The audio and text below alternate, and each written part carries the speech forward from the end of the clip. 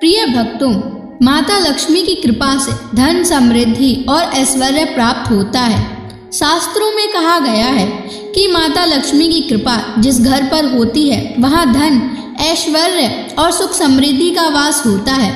यदि आप भी चाहते हैं कि आपके जीवन में कभी धन की कमी ना हो, तो आज हम आपको एक अद्भुत चमत्कारी मंत्र बताने जा रहे हैं। इसे सिर्फ 108 बार जाप करने से अचानक धन लाभ होता है, रुका हुआ पैसा वापस आता है, घर में सुख, शांति और बरकत बनी रहती है। माँ लक्ष्मी की कृपा से भाग्य चमक उठता है।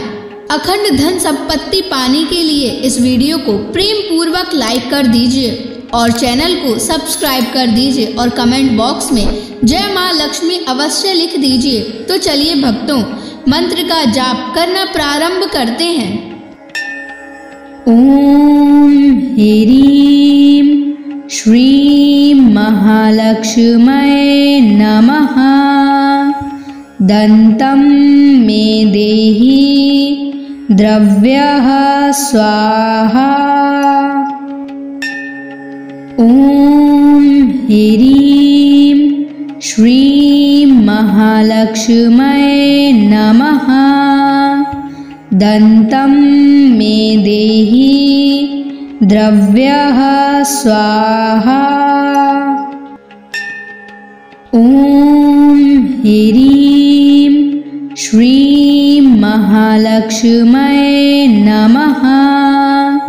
दन्तं मे देहि द्रव्यः स्वाहा। ओम ह्रीं श्रीं महालक्ष्म्यै नमः।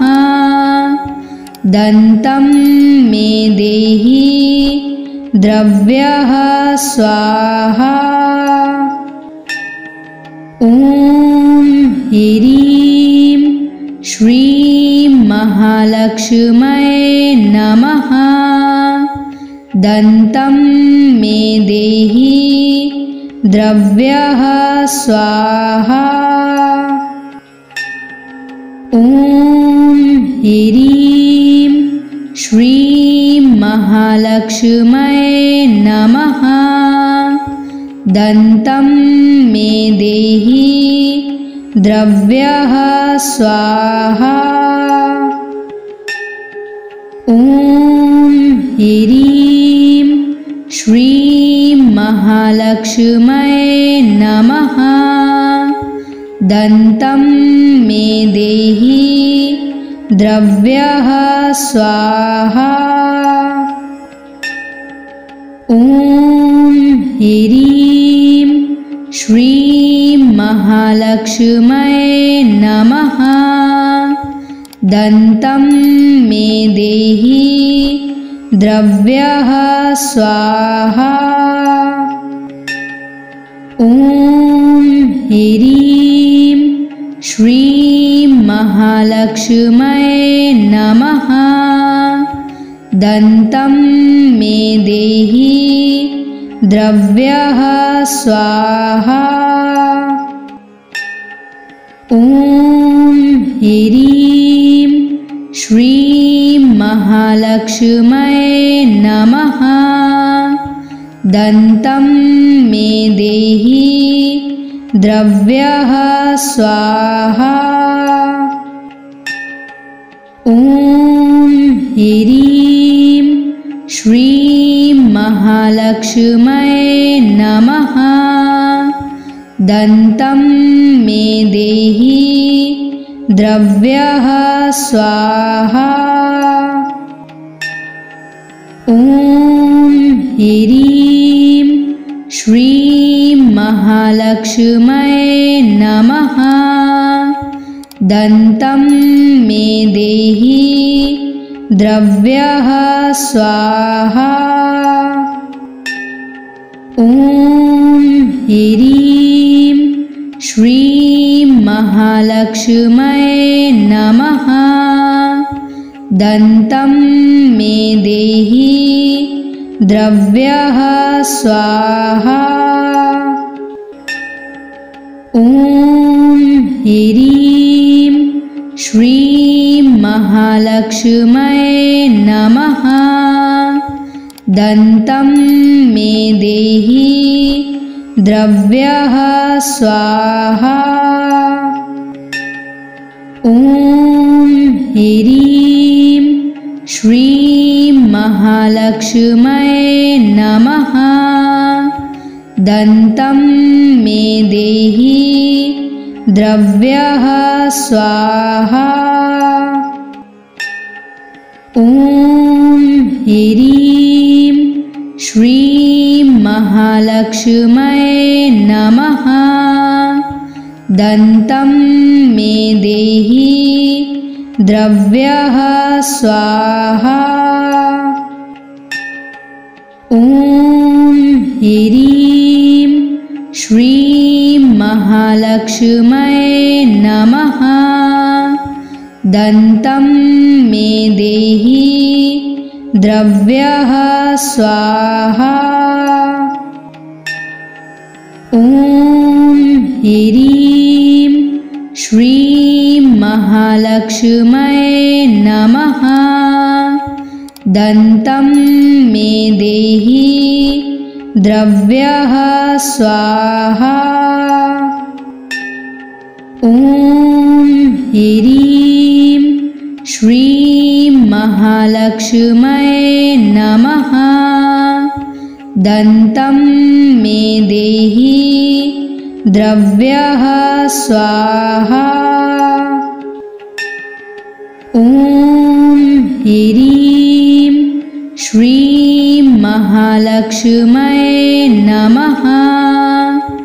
दन्तं मे देहि द्रव्यः स्वाहा। ॐ ह्रीं श्रीं महालक्ष्म्यै नमः। दन्तं मे देहि द्रव्यः स्वाहा। ॐ ह्रीं श्रीं महालक्ष्म्यै नमः। दन्तं मे देहि द्रव्यः स्वाहा। ॐ ह्रीं श्रीं महालक्ष्म्यै नमः। दन्तं मे देहि द्रव्यः स्वाहा। ॐ ह्रीं श्रीं महालक्ष्म्यै नमः। दन्तं मे देहि द्रव्यः स्वाहा। ॐ ह्रीं श्रीं महालक्ष्म्यै नमः। दन्तं मे देहि द्रव्यः स्वाहा। ॐ ह्रीं श्रीं महालक्ष्म्यै नमः। दन्तं मे देहि द्रव्यः स्वाहा। ॐ ह्रीं श्रीं महालक्ष्म्यै नमः। दन्तं मे देहि द्रव्यः स्वाहा। ॐ ह्रीं श्रीं महालक्ष्म्यै नमः। दन्तं मे देहि द्रव्यः स्वाहा। ॐ ह्रीं श्रीं महालक्ष्म्यै नमः। दन्तं मे देहि द्रव्यः स्वाहा। ॐ ह्रीं श्रीं महालक्ष्म्यै नमः। दन्तं मे देहि द्रव्यः स्वाहा। ॐ ह्रीं श्रीं महालक्ष्म्यै नमः। दन्तं मे देहि द्रव्यः स्वाहा।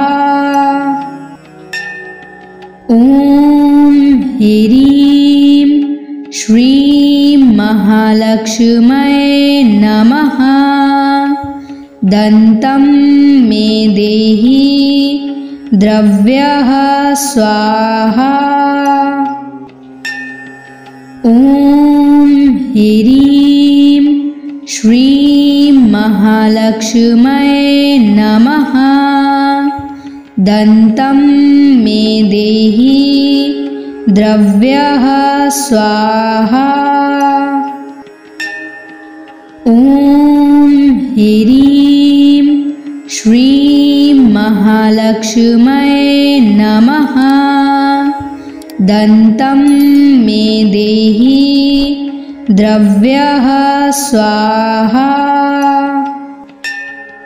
ॐ ह्रीं श्रीं महालक्ष्म्यै नमः। दन्तं मे देहि द्रव्यः स्वाहा।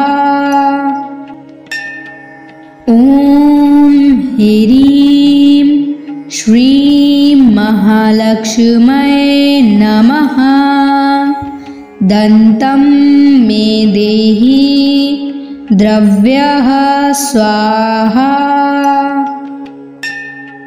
ॐ ह्रीं श्रीं महालक्ष्म्यै नमः। दन्तं मे देहि द्रव्यः स्वाहा। ॐ ह्रीं श्रीं महालक्ष्म्यै नमः। दन्तं मे देहि द्रव्यः स्वाहा। ॐ ह्रीं श्रीं महालक्ष्म्यै नमः। दन्तं मे देहि द्रव्यः स्वाहा। ॐ ह्रीं श्रीं महालक्ष्म्यै नमः। दन्तं मे देहि द्रव्यः स्वाहा। ॐ ह्रीं श्रीं महालक्ष्म्यै नमः। दन्तं मे देहि द्रव्यः स्वाहा। ॐ ह्रीं श्रीं महालक्ष्म्यै नमः। दन्तं मे देहि द्रव्यः स्वाहा। ॐ ह्रीं श्रीं महालक्ष्म्यै नमः। दन्तं मे देहि द्रव्यः स्वाहा। ॐ ह्रीं श्रीं महालक्ष्म्यै नमः। दन्तं मे देहि द्रव्यः स्वाहा। ॐ ह्रीं श्रीं महालक्ष्म्यै नमः। दन्तं मे देहि द्रव्यः स्वाहा। ॐ ह्रीं श्रीं महालक्ष्म्यै नमः। दन्तं मे देहि द्रव्यः स्वाहा। ॐ ह्रीं श्रीं महालक्ष्म्यै नमः। दन्तं मे देहि द्रव्यः स्वाहा। ॐ ह्रीं श्रीं महालक्ष्म्यै नमः। दन्तं मे देहि द्रव्यः स्वाहा। ॐ ह्रीं श्रीं महालक्ष्म्यै नमः। दन्तं मे देहि द्रव्यः स्वाहा। ॐ ह्रीं श्रीं महालक्ष्म्यै नमः। दन्तं मे देहि द्रव्यः स्वाहा। ॐ ह्रीं श्रीं महालक्ष्म्यै नमः। दन्तं मे देहि द्रव्यः स्वाहा। ॐ ह्रीं श्रीं महालक्ष्म्यै नमः। दन्तं मे देहि द्रव्यः स्वाहा। ॐ ह्रीं श्रीं महालक्ष्म्यै नमः। दन्तं मे देहि द्रव्यः स्वाहा। ॐ ह्रीं श्रीं महालक्ष्म्यै नमः। दन्तं मे देहि द्रव्यः स्वाहा। ॐ ह्रीं श्रीं महालक्ष्म्यै नमः। दन्तं मे देहि द्रव्यः स्वाहा। ॐ ह्रीं श्रीं महालक्ष्म्यै नमः। दन्तं मे देहि द्रव्यः स्वाहा। ॐ ह्रीं श्रीं महालक्ष्म्यै नमः। दन्तं मे देहि द्रव्यः स्वाहा। ॐ ह्रीं श्रीं महालक्ष्म्यै नमः। दन्तं मे देहि द्रव्यः स्वाहा। ॐ ह्रीं श्रीं महालक्ष्म्यै नमः। दन्तं मे देहि द्रव्यः स्वाहा। ॐ ह्रीं श्रीं महालक्ष्म्यै नमः। दन्तं मे देहि द्रव्यः स्वाहा। ॐ ह्रीं श्रीं महालक्ष्म्यै नमः। दन्तं मे देहि द्रव्यः स्वाहा। ॐ ह्रीं श्रीं महालक्ष्म्यै नमः। दन्तं मे देहि द्रव्यः स्वाहा।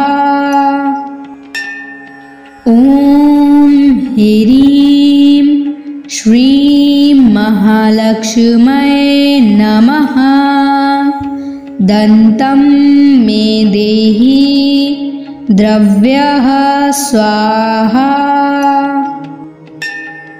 ॐ ह्रीं श्रीं महालक्ष्म्यै नमः। दन्तं मे देहि द्रव्यः स्वाहा। ॐ ह्रीं श्रीं महालक्ष्म्यै नमः। दन्तं मे देहि द्रव्यः स्वाहा। ॐ ह्रीं श्रीं महालक्ष्म्यै नमः। दन्तं मे देहि द्रव्यः स्वाहा। ॐ ह्रीं श्रीं महालक्ष्म्यै नमः। दन्तं मे देहि द्रव्यः स्वाहा। ॐ ह्रीं श्रीं महालक्ष्म्यै नमः। दन्तं मे देहि द्रव्यः स्वाहा। ॐ ह्रीं श्रीं महालक्ष्म्यै नमः। दन्तं मे देहि द्रव्यः स्वाहा। ॐ ह्रीं श्रीं महालक्ष्म्यै नमः। दन्तं मे देहि द्रव्यः स्वाहा। ॐ ह्रीं श्रीं महालक्ष्म्यै नमः। दन्तं मे देहि द्रव्यः स्वाहा। ॐ ह्रीं श्रीं महालक्ष्म्यै नमः। दन्तं मे देहि द्रव्यः स्वाहा। ॐ ह्रीं श्रीं महालक्ष्म्यै नमः। दन्तं मे देहि द्रव्यः स्वाहा। ॐ ह्रीं श्रीं महालक्ष्म्यै नमः। दन्तं मे देहि द्रव्यः स्वाहा। ॐ ह्रीं श्रीं महालक्ष्म्यै नमः। दन्तं मे देहि द्रव्यः स्वाहा। ॐ ह्रीं श्रीं महालक्ष्म्यै नमः। दन्तं मे देहि द्रव्यः स्वाहा। ॐ ह्रीं श्रीं महालक्ष्म्यै नमः। दन्तं मे देहि द्रव्यः स्वाहा।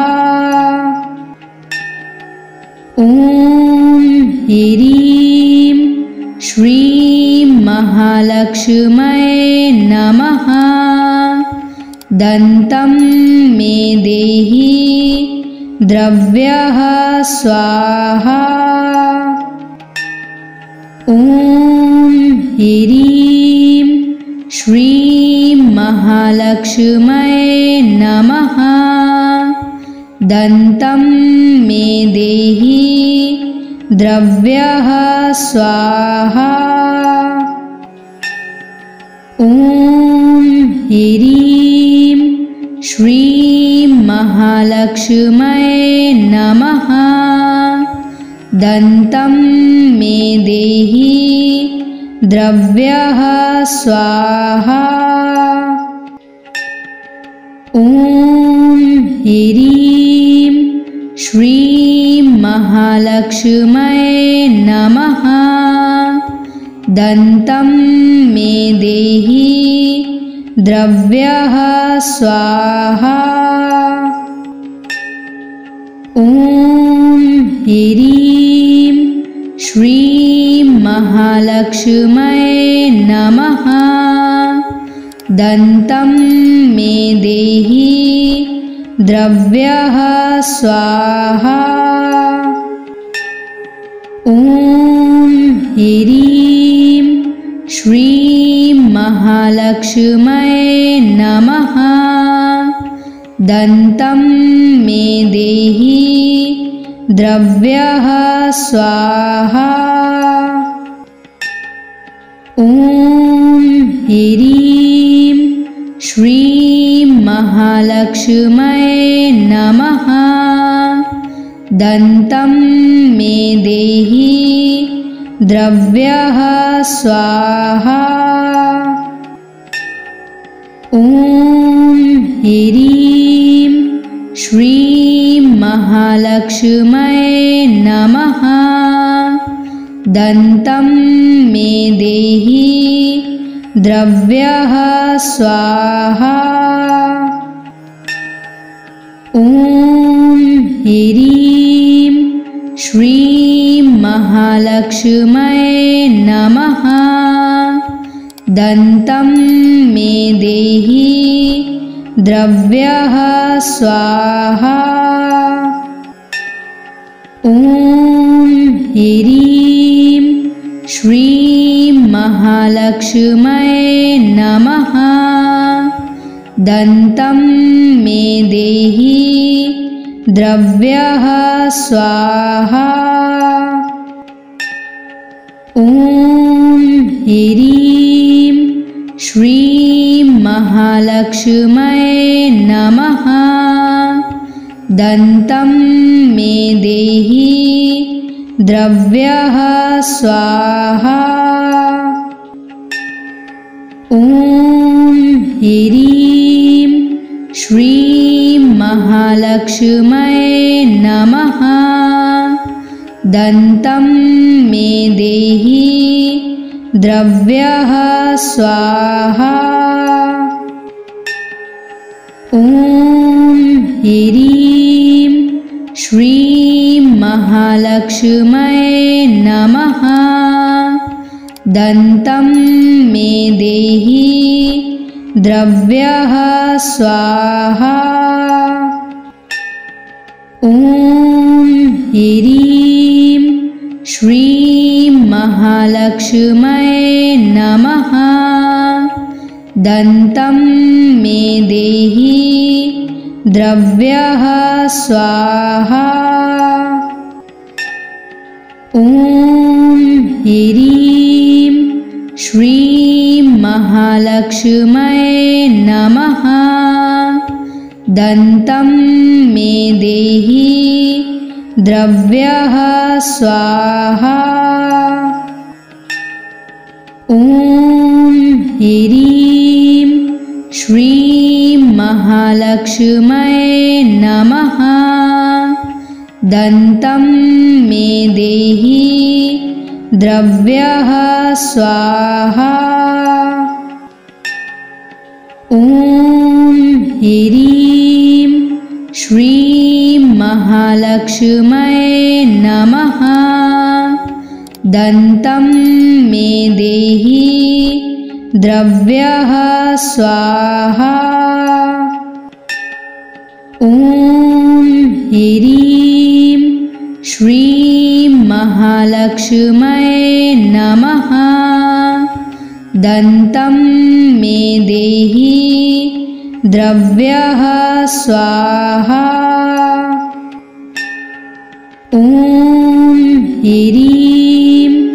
श्रीं महालक्ष्म्यै नमः।